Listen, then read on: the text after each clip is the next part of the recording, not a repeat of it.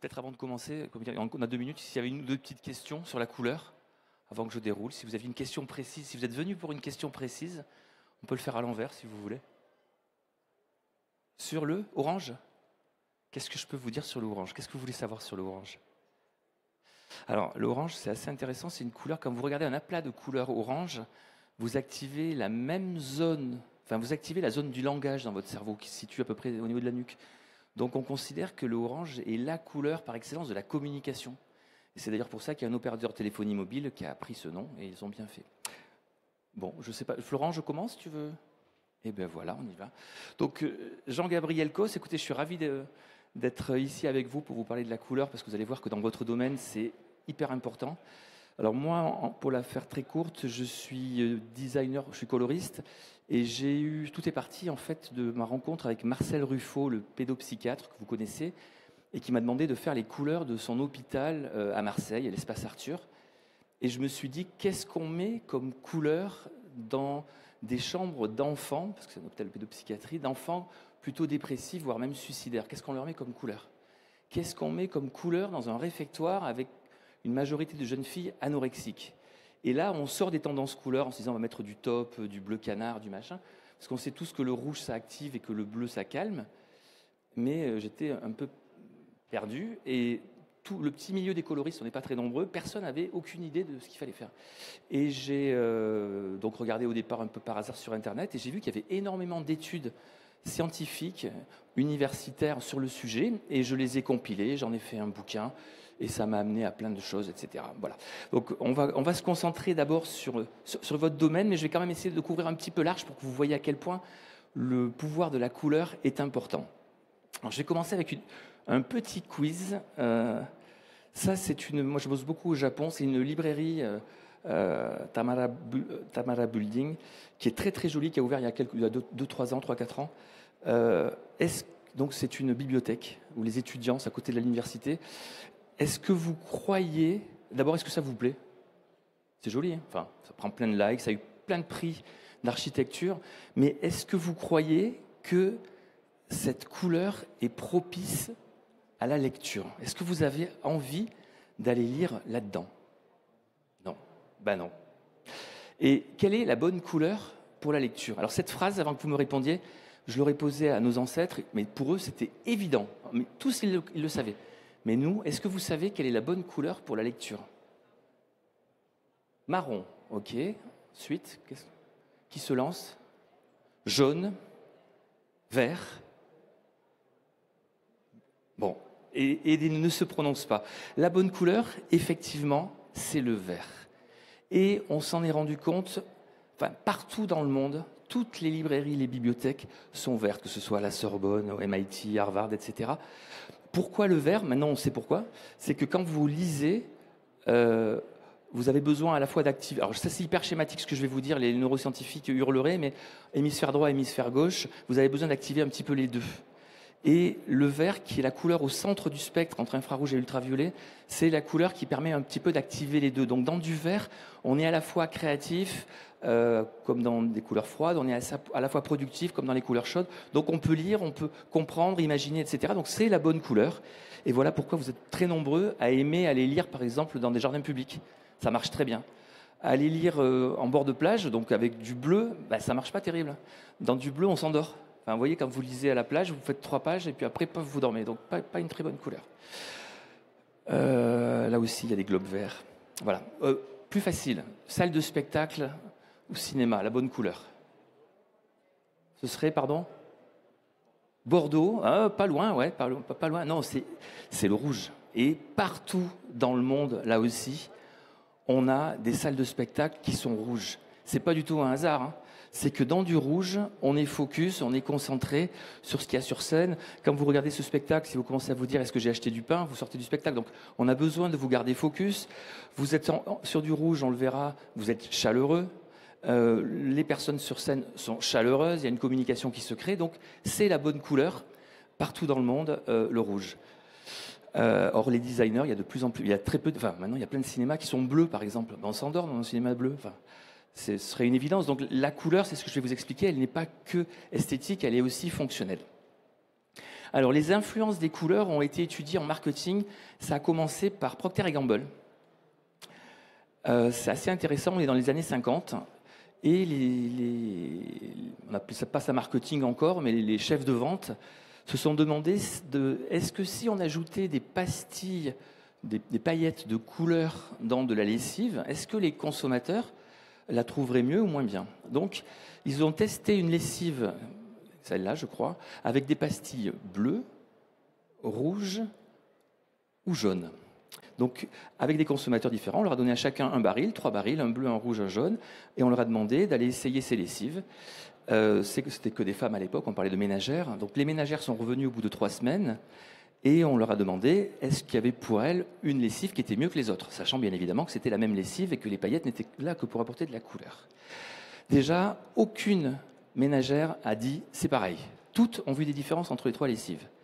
Et elles ont vu à peu près toutes les mêmes effets qui sont intéressants, c'est que la lessive rouge, c'est la plus efficace. Vraiment, ça lave très fort, c'est très très bien celle-là. Presque trop, peut-être, ça peut abîmer le linge tellement c'est puissant. La lessive jaune, elle marche pas du tout, elle est nulle. Vraiment, on ne veut pas de paillettes jaunes dans la lessive. Et la lessive avec des paillettes bleues, elle lave pas mal, pas terrible, mais elle a une qualité que n'a pas les 2 autres, c'est que le linge sent bon le frais.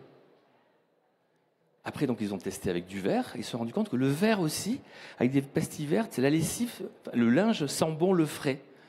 Résultat, depuis, tous les packagings que vous avez sont avec du rouge pour montrer la puissance, ça lave bien, avec du bleu ou du vert pour montrer de la fraîcheur. Maintenant que je vous ai dit ça, le plus frais, c'est Skip. Hein, on voit. C'est vraiment super frais. Xtra, c'est un contre-exemple, mais Xtra, il s'appuie sur le savon de Marseille. Donc, il y a des biais culturels, donc ça fonctionne aussi. Mais voilà, vous voyez, selon, si on veut parler de fraîcheur, de puissance, etc., on joue sur la couleur du packaging. Alors, nos ménagères se sont trompées ont eu une odeur un peu particulière selon les paillettes, mais vous savez que même les plus grands œnologues se trompent eux aussi. Ils ont été piégés. Alors, je n'ai pas le droit de dire où et je n'ai pas le droit de dire qui, mais vous en connaissez certainement certains. À Bordeaux, on leur a fait déguster un AOC Bordeaux blanc, des gens de Bordeaux qui connaissaient par cœur leur AOC Bordeaux blanc, avec des colorants inodores et sans saveur rouges. On leur a demandé de parler du vin. Ce vin blanc avait des arômes de fraises, de cuir, etc. D'ailleurs, comme par hasard, les attributs des vins rouges sont plutôt rouges. Le même vin, quelque temps après, en blanc, donc sans colorant, avait des arômes de beurre frais, des notes citronnées, etc. Comme par hasard, des référents de couleurs identiques au vin. Aucun ne s'est rendu compte que c'était le même vin. Alors, ça ne veut pas dire du tout que ce sont des charlatans. Loin de là, ça veut dire simplement qu'à partir du moment où on a vu une couleur, la vue a pris le dessus sur les autres sens. Et ils ont cherché, avec ce qu'ils avaient vu, avec la robe du vin, à chercher les odeurs. C'est pour ça qu'ils se sont fait avoir. En blind test pur, ils n'auraient pas vu la couleur du vin, ils ne se seraient pas trompés. Mais on leur montre un vin rouge, c'est un vin rouge. Donc, nous sentons avant tout avec les yeux. Alors, j'ai fait il n'y a pas très longtemps une conférence, c'était intéressant, pour les fruits et légumes. Alors, les fruits et légumes, c'est super intéressant. C'est-à-dire que plus un fruit, par exemple, est coloré, plus on s'attend à une odeur forte. Donc, quand vous avez des tomates bien rouges, souvent vous vous dites c'est que de la flotte. Parce que, comme elle est bien rouge, vous attendez à une odeur hyper forte. Mais la même tomate, si elle était un peu blanchâtre, vous vous attendez pas à une odeur forte, donc vous allez essayer de mieux la sentir et vous allez peut-être lui trouver des parfums formidables. Donc c'est pas que la tomate hyper rouge, c'est que de la flotte, c'est simplement que sa couleur vous donne le sentiment qu'elle est moins parfumée. C'est juste une illusion d'optique. Donc pour juger correctement des fruits, je vous conseille de ne pas les regarder et de faire avec votre nez, de surtout pas vous laisser influencer par vos yeux.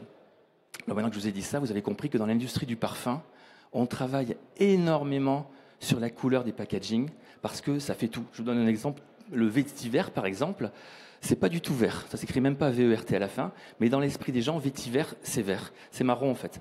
Il faut le décolorer, c'est très compliqué pour le reteindre en vert. Donc voilà. Et chaque parfum, on travaille autant la couleur du pack que le jus pour que ce soit en cohérence avec ce qu'on veut raconter. Et donc là, vous voyez les parfums qui sont un peu capiteux, les parfums qui sont frais, etc. Rien que par leur couleur. Alors ça, je vous l'ai montré, mais c'est un contre-exemple qui est passionnant. C'est Bic qui avait lancé, je ne sais pas si vous vous rappelez, ils ont lancé des parfums vendus en grande distribution, etc. etc. Et les études marketing montraient que les gens étaient prêts à acheter les parfums 10 fois moins cher, simplement s'ils sentaient bon.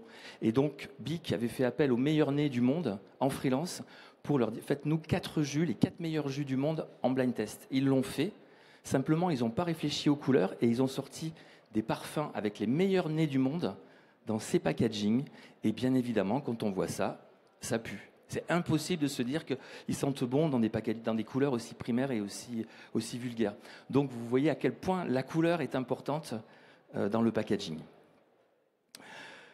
Donc nous sentons avec les yeux, nous goûtons aussi avec les yeux, ça vous le savez, vous le voyez dans toutes les émissions, les Top Chef et autres. Il y a une expérience que je trouve assez intéressante qui a été menée en Angleterre où on a fait manger cette viande. Qui aime la viande bleue parmi vous d'ailleurs? Tiens, c'est intéressant. Vous aimez la viande bleue? Vous êtes sûr que vous aimez la viande bleue? Parce que l'expérience, c'était de leur demander de manger ça. Ils en étaient incapables. Ça, vous ne pouvez pas le manger, vous le recrachez. Parce que cette couleur, en fait, il faut savoir, petite parenthèse, la couleur, c'est quoi? Pourquoi est-ce qu'on perçoit les couleurs? C'est tout simplement pour survivre. C'est-à-dire qu'au départ, la couleur, ça nous permettait de repérer les grosses bestioles qui voulaient nous manger au milieu des herbes. Ça permettait nous-mêmes de repérer d'autres grosses bestioles ou petites bestioles pour les manger, et ça nous permettait de voir si les aliments étaient comestibles ou pas. Si on ne voyait pas les couleurs des champignons, on risquait de manger une amanite phalloïde. Donc voilà, c'est important de savoir, de connaître le rouge pour pouvoir le manger. Donc la couleur nous sert à survivre tout simplement. À l'origine, c'était ça. Et donc le bleu, c'est une couleur associée au poison dans notre inconscient. Donc on est incapable de manger ça. Et maintenant qu'on sait que la couleur est importante, sachez que les colorants alimentaires existent depuis l'Égypte ancienne. On a compris que les mets étaient meilleurs s'ils étaient à la bonne couleur. Donc déjà, les Égyptiens, dans les papyrus, on a des exemples de colorants alimentaires pour nos aliments. Et bien sûr, toutes les émissions type Top Chef et autres travaillent autant, enfin, peut-être pas autant, mais en tout cas énormément la couleur aussi de leurs assiettes pour nous donner de l'appétit. D'ailleurs, ce n'est pas dans mes slides, mais petite parenthèse pour ceux qui veulent faire un régime. Sachez que la couleur complémentaire est la meilleure couleur pour moins manger. Je m'explique. Si vous avez une assiette blanche, que vous servez de riz, vous allez remplir l'assiette de riz parce que blanc sur blanc, vous ne le verrez pas, donc vous allez mettre 3 louches. Vous avez une assiette noire, vous allez mettre juste une louche de riz, ça vous suffit parce que rouge sur noir, vous avez l'impression que l'assiette est pleine avec juste une louche de riz. Idem pour de la bolognaise. Vous voulez prendre des spaghettis bolognaise dans des assiettes rouges, vous allez faire une grosse plâtrée, alors que dans une assiette verte, vous aurez l'impression, avec juste un tout petit peu de spaghetti bolognaise, que c'est très bon et qu'il y en a assez. C'était une parenthèse. Donc on est sensible aux couleurs, nos enfants encore plus. Sachez que c'est une étude que Tesser a menée il y a quelques années. Les enfants adorent ces sirops. Les mêmes sirops présentés comme ça, ils ne peuvent pas les boire. Ils ne les aiment pas. Alors ça, c'est super intéressant. Ça veut dire que nous, on pourrait changer les teneurs en sucre, par exemple, des aliments en renforçant la couleur. Mais le problème, c'est que si on sert si je reviens en arrière, quand on sert je ne sais pas si ça marche, j'arrive pas à revenir en arrière. Si. Quand on sert des sirops avec des couleurs aussi saturées, on a l'impression que c'est chimique et que c'est pas bon. Alors qu'on a des colorants naturels, le rouge, par exemple, c'est de la betterave. Et donc on arrive à avoir des couleurs très fortes de façon naturelle, mais nous, parents, on a l'impression que c'est meilleur là, que c'est plus bio, etc. Alors que, encore une fois, on se fait avoir, ça n'a strictement rien à voir. Même pour le ketchup, la couleur est importante pour les épices. C'est Heinz qui s'était demandé quelle était la meilleure couleur pour leur ketchup épicé. Donc, comme le test de lessive de tout à l'heure, ils ont demandé à des consommateurs de goûter le même ketchup, mais avec des couleurs différentes. Ceux qui disaient aimer les couleurs pas trop épicées ont aimé plutôt celui de gauche. Ceux qui aimaient les couleurs, enfin les ketchup très épicés ont préféré celui de droite.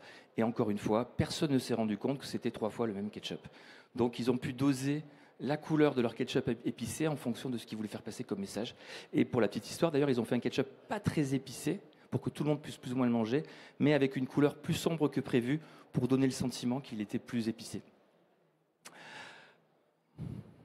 Ouais, j'aime bien ce petit visuel. Donc la couleur est importante. En packaging, là, sachez par exemple que vous avez reconnu Coca et Pepsi en moins de 1/10 de seconde. Quand vous arrivez dans le linéaire des boissons, par exemple, en moins de 3/4 de seconde, vous avez repéré le Coca, le Gini, l'Heineken, l'Orangina, etc., etc., rien que par la couleur. Et on considère que 80% de la reconnaissance d'un packaging, c'est la couleur, c'est pas le graphisme.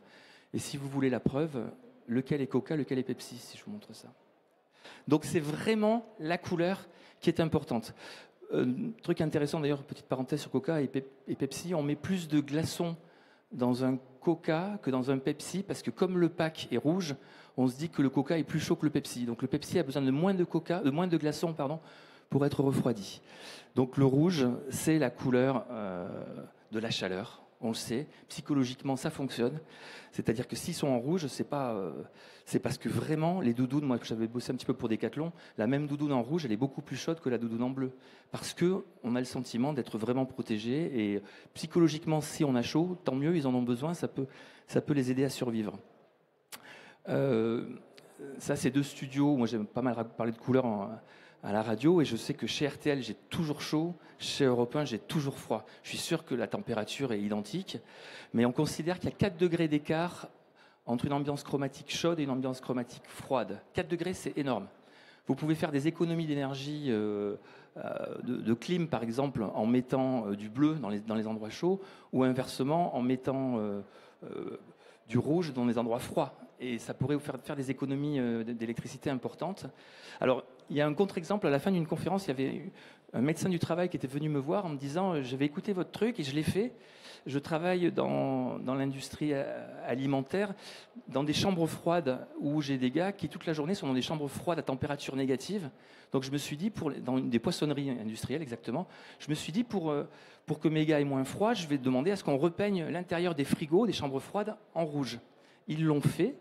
Et aussitôt que ce soit le personnel, les clients, tout le monde trouvait que le poisson n'était pas frais. On arrive dans des frigos qui sont rouges à l'intérieur, c'est voilà, le poisson, il ne peut pas être frais là-dedans. Donc ils ont très vite repeint en blanc ou en bleu, en ce qu'ils veulent. Le poisson a froid, eux ils ont froid, et tout va bien. Mais voilà. Donc c'est un contre-exemple. Alors s'il y en a parmi vous dans le retail, maintenant que je vous ai dit ça, une cabine d'essayage, je vous conseille plutôt de la faire dans des couleurs chaudes que dans des couleurs froides. Les gens frileux auront plus envie d'aller se déshabiller dans celle de gauche que dans celle de droite. Mais la couleur ne fait pas tout. L'ambiance monochromatique, comme vous l'avez là, pour moi, c'est une erreur. On va dans le chaud, mais moi, je vous conseille d'amener en même temps de la déco, et on est mieux dans ce genre de truc. Mais cette même image en bleu, je pense que ce serait moins bien. Donc, la couleur, vous commencez à le comprendre, nous influence fortement. On s'en rend compte beaucoup en IRM fonctionnel. Quand on regarde ce qui se passe dans notre cerveau, on se rend compte que les zones activées ne sont pas du tout les mêmes selon les couleurs. Mais c'est assez flagrant, donc c'est assez intéressant. Et il y a des chercheurs en Angleterre qui se sont demandé est-ce que ça pouvait avoir une incidence sur la façon dont nous percevons les messages. Donc ils ont demandé à des groupes d'adultes de jouer au Lego, de faire ensemble des objets avec comme message « Faites du jamais vu ». Alors certains groupes ont eu l'instruction sur un écran rouge. Non, c'était pas sur un écran, ça c'est important, sur un board, enfin sur côté papier, sur un board rouge, faites du jamais vu, et les autres sur un board bleu. Alors ceux qui ont eu fait du jamais vu sur un board rouge ont fait du jamais vu fonctionnel. Ils ont fait des robots, ils ont fait des voitures, ils ont fait des maisons. Et ceux qui ont eu l'instruction sur fond bleu ont fait du jamais vu artistique, des choses qui ressemblaient à rien. C'était dans le brief, c'est du jamais vu, mais ils n'ont pas perçu le même message. Sur un message sur fond rouge, on le perçoit comme du fonctionnel, et sur fond bleu, on le perçoit plus comme du créatif. Voilà, donc on est plus fonctionnel dans des ambiances chromatiques chaudes. Voilà, c'est un peu la même chose, c'est un peu la conclusion de ces études. Donc si vous bossez beaucoup, je vous conseille ce genre de bureau. Vous travaillerez mieux et plus longtemps. On estime que c'est 1,5 café à peu près le fait de bosser dans ce genre de bureau. Par contre, ça peut vous énerver. Donc, si vous êtes déjà un peu énervé, n'y allez pas forcément là-dedans. Mais en tout cas, ceux qui sont un peu ramollis, je vous conseille d'aller là. Et vous êtes plus créatif dans des bureaux bleus, comme celui-là. Alors ça, c'est très intéressant. Ça, c'est Google, pardon. Ils ont beaucoup travaillé sur les influences des couleurs. Et vous avez beaucoup de zones comme ça qui sont bleues, on trouve des idées, on échange. Et puis, vous voyez, il y a des salles de réunion un peu plus loin qui sont rouges. Donc, on alterne les deux. On ne fait pas que du bleu, on ne fait pas que du rouge, mais on met des couleurs très fortes. Alors maintenant, je vais vous montrer un petit film que j'aime beaucoup, qui nous montre qu'on est au début des recherches sur les influences des couleurs. Et ce que je vais vous montrer là, personne ne comprend pourquoi. Je ne vais pas payer. Bougez-vous. 100 $? Oui. Parce que je l'ai laissé 5 minutes. La facture les énerve. Attendre leur voiture 2 minutes les énerve. Ils arrivent et ils s'énervent de plus en plus. Pour transformer cette arène en havre de paix, nous allons tout repeindre. Nous allons repeindre ce bureau dans une couleur très particulière appelée rose prison. Et il s'appelle Daniel Pink en plus. Les scientifiques ignorent pourquoi cette nuance de rose a un tel effet tranquillisant. En Suisse, 30 cellules ont été repeintes en rose. Et les détenus qui y sont enfermés deviennent bien moins agressifs en seulement un quart d'heure. Mais est-ce que ça les calme? C'est quoi ce truc? C'est quoi? Du rose. J'ai bien la fourrière. Tout à fait. Je n'étais pas très content en arrivant. Mais en voyant tout ce rose, je me suis demandé où j'étais. Mon agressivité est retombée, comme ma colère. Mais les gens sont-ils vraiment moins énervés? Avant de tout repeindre, seul un tiers des gens arrivaient avec le sourire. C'est joli, non? Après, environ 3/4 des clients souriaient. Ça a vraiment marché. J'aime l'idée. Je la trouve fantastique.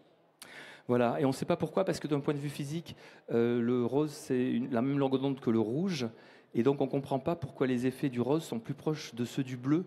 Et ça, j'en ai discuté avec des scientifiques, ils ne savent pas. Donc voilà, pour vous dire qu'on a encore plein de choses à apprendre. Moi, je l'ai utilisé, ce rose, dans des cellules de crise, dans des hôpitaux psychiatriques, où justement, cellules de crise, c'est des patients qui sont vraiment en crise profonde et qui peuvent se faire mal.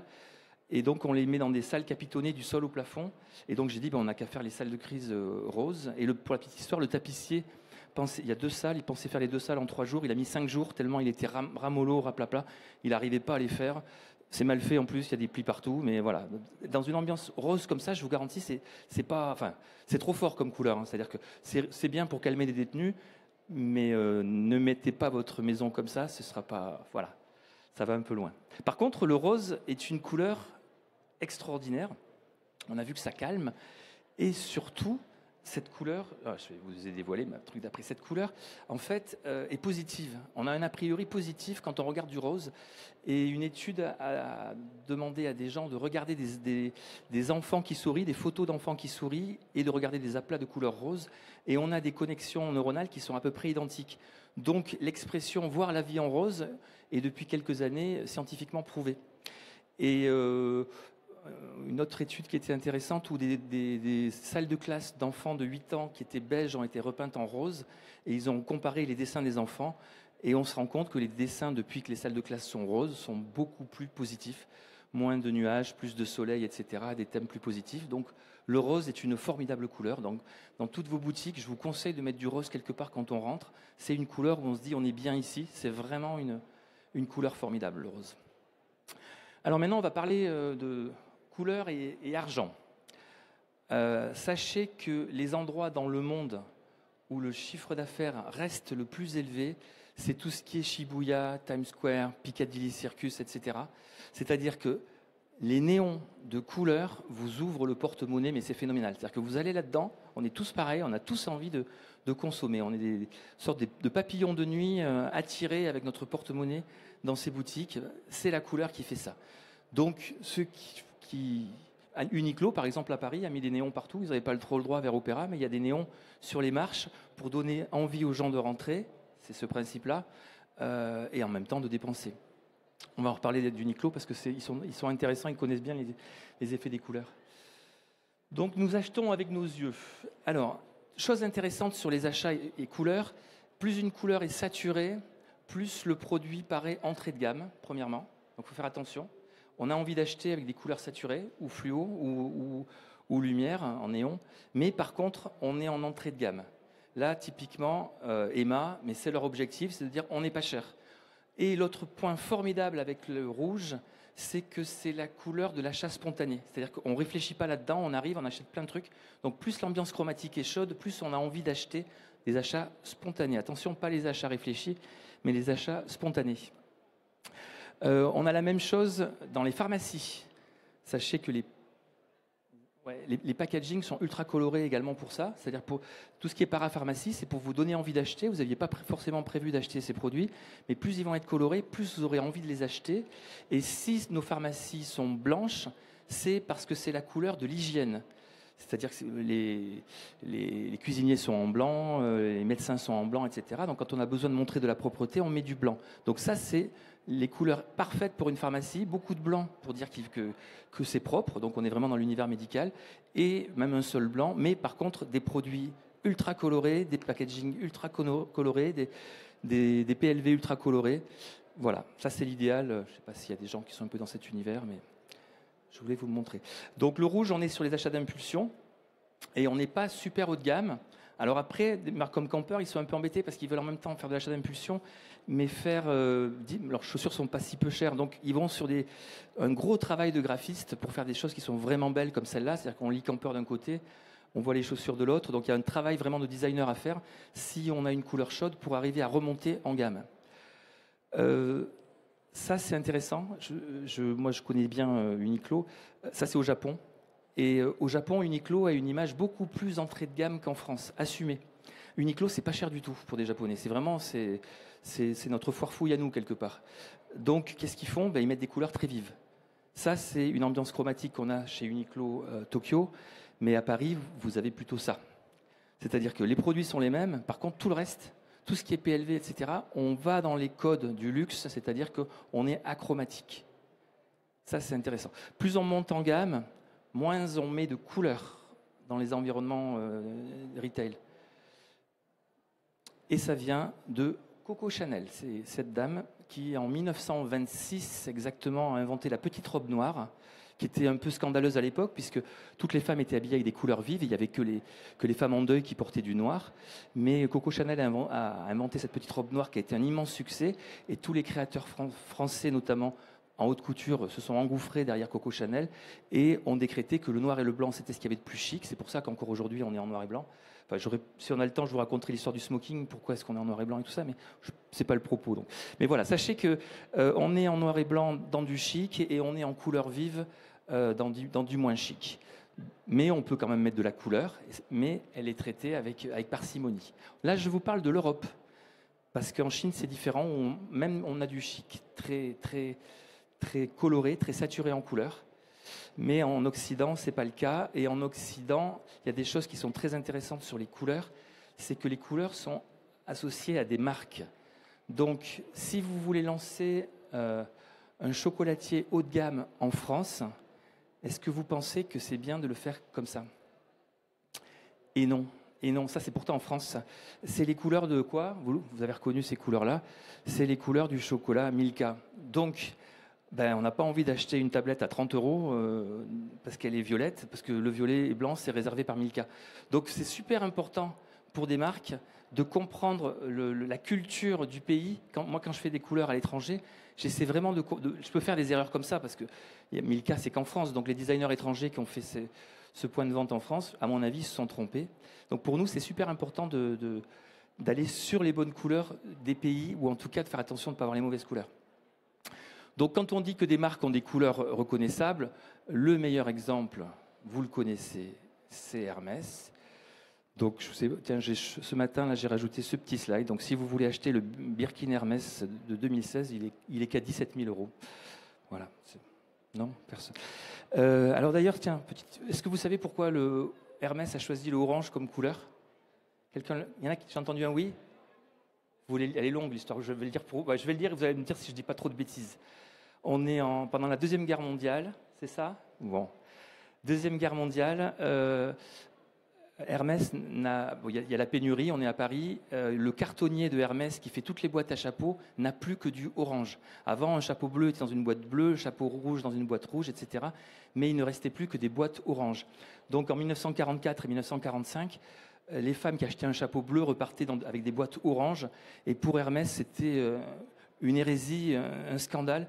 Et donc en 1946, quand ils ont eu l'opportunité de retrouver du carton pour leur boîte à chapeau, vite ils ont acheté d'autres couleurs, mais les consommatrices se sont dit mais non, on aime bien votre orange.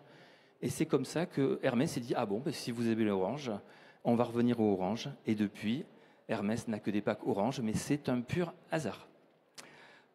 Voilà. Il y a un contre-exemple, parce que là j'aurais pu parler de Dior, etc., mais on n'a pas trop le temps. Il y a un contre-exemple sur on ne change pas ses couleurs, on les garde. C'est parce que c'est vraiment important. C'est McDonald's, vous le savez tous. Mais c'est super intéressant ce qui a été fait sur McDo. C'est le patron de McDo en Europe, est français d'ailleurs. Et lui a dit l'avenir de McDonald's en France, c'est d'en faire des restaurants et pas des fast-food. Fast-food, ça marche très bien avec rouge et jaune. Rouge, on est activé, on va vite, jaune aussi, etc. Lui, il a dit je veux des restaurants avec des produits plus ou moins frais. Donc, on va changer une couleur. Et ils ont fait ça. Ça a été très compliqué. Ça n'a pas marché au tout début. Mais ils ont réussi à passer de celui de gauche à celui de droite. Mais c'est le contre-exemple, c'est McDonald's. Mais donc, ce que je veux dire, c'est que si vous avez une couleur forte dans votre logo, si vous avez une marque forte, à moins de vous appeler McDonald's et d'avoir leur force de frappe, je vous conseille fortement de garder vos couleurs et de ne pas chercher ailleurs. Vos couleurs, c'est votre image. Il faut que j'accélère un peu, je crois que je suis un peu bavard. Ça, c'est le patron de Google Angleterre qui, lui, a démontré à quel point la couleur avait changé la vie, avait été importante chez Google. Vous voyez le bandeau gris là, que vous avez là?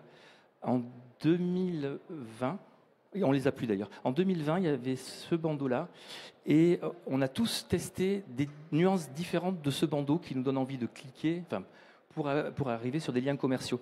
Ils ont testé 50 nuances différentes, pas de gris, mais de bleu-gris, sur tous nos ordinateurs partout dans le monde, sachant qu'il y a des biais cognitifs, des biais culturels, des biais d'ordinateurs qui ne sont pas les mêmes, etc., etc. Mais ils ont trouvé une couleur qui nous donnait légèrement plus envie de cliquer sur ces liens commerciaux, un chiffre après la virgule.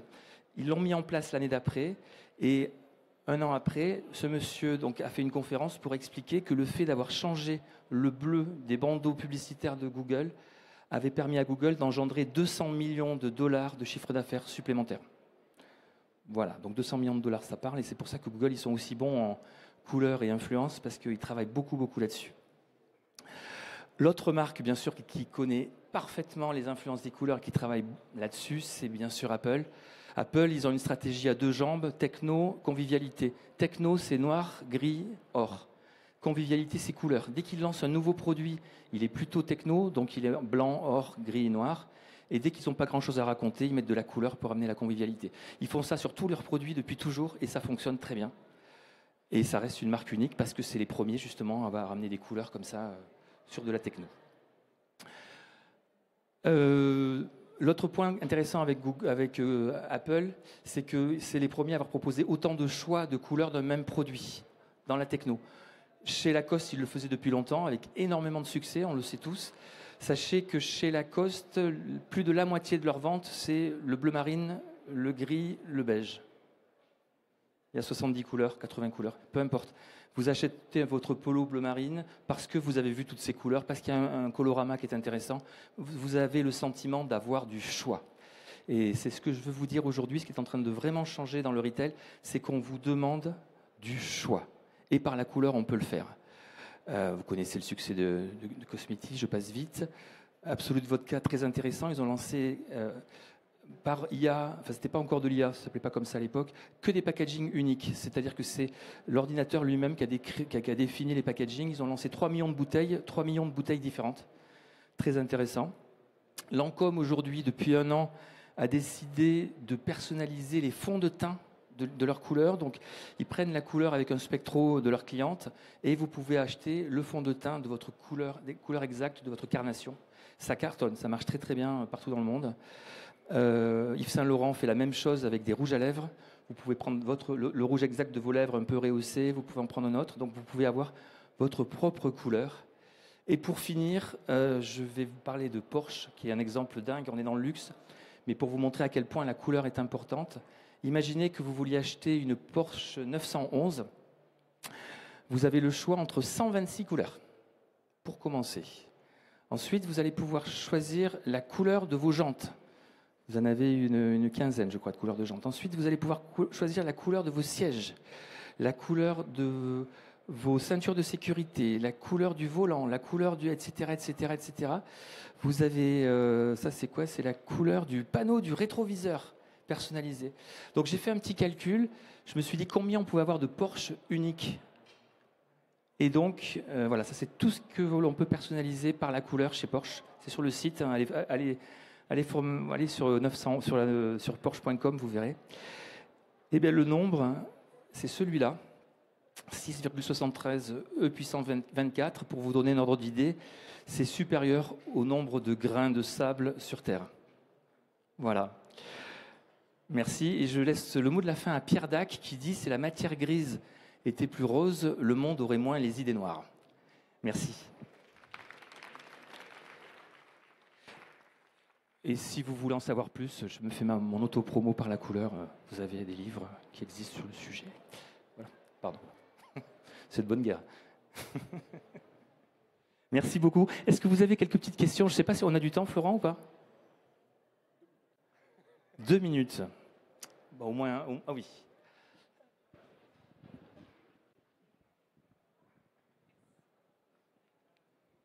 Bonjour. Vous avez beaucoup mis en opposition le rouge et le bleu. Est-ce qu'il y a d'autres couleurs qu'on met beaucoup en opposition aussi? C'est une très bonne question. Pourquoi le rouge et le bleu? C'est celles qui ont les effets les plus forts. Mais on considère que toutes les couleurs chaudes, tout ce qui est orangé, jaune, etc., ont des effets à peu près similaires, que toutes les couleurs froides, bleu, violet, ont des effets à peu près similaires. Exception toujours, c'est ce fameux rose dont on ne sait pas quoi faire. Et que le vert, c'est l'équilibre. Je ne l'ai pas dit, mais en retail, c'est important d'ailleurs. Le vert aussi, c'est la couleur de la confiance. Dans du vert, vous avez envie d'acheter. Donc une ambiance chromatique verte dans vos points de vente peut aider à vendre plus. Je peux donner un petit exemple. Les casinos, par exemple, à Las Vegas, ils ont étudié la couleur des tapis de jeu à la roulette. Ils se sont rendus compte que quand les tapis étaient rouges, on jouait fort, mais on se lassait vite.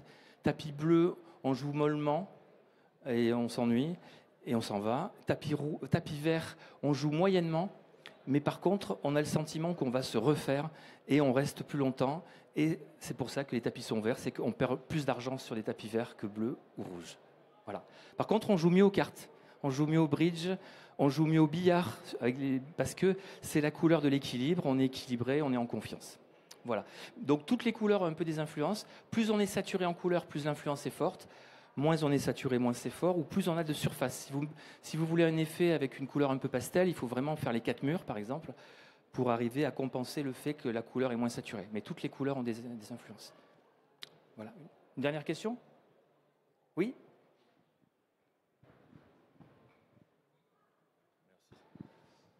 Bonjour et merci pour tout ce que vous avez dit, c'était très intéressant. Moi j'ai une question, vous avez parlé de Milka tout à l'heure et du violet.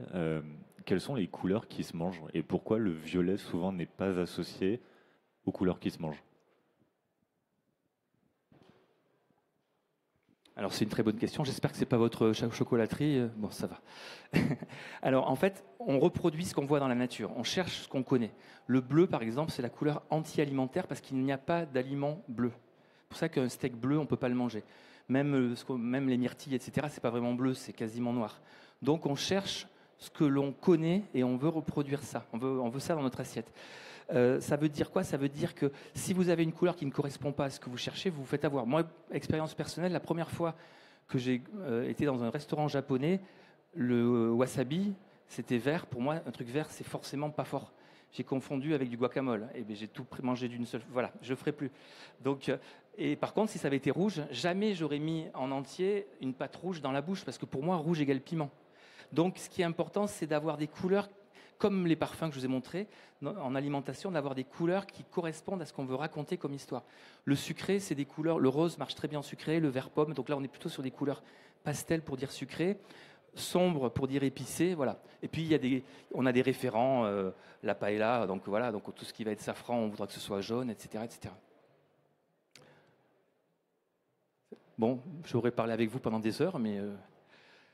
Merci beaucoup pour votre attention, c'était un plaisir d'être avec vous et vive la couleur dans le retail.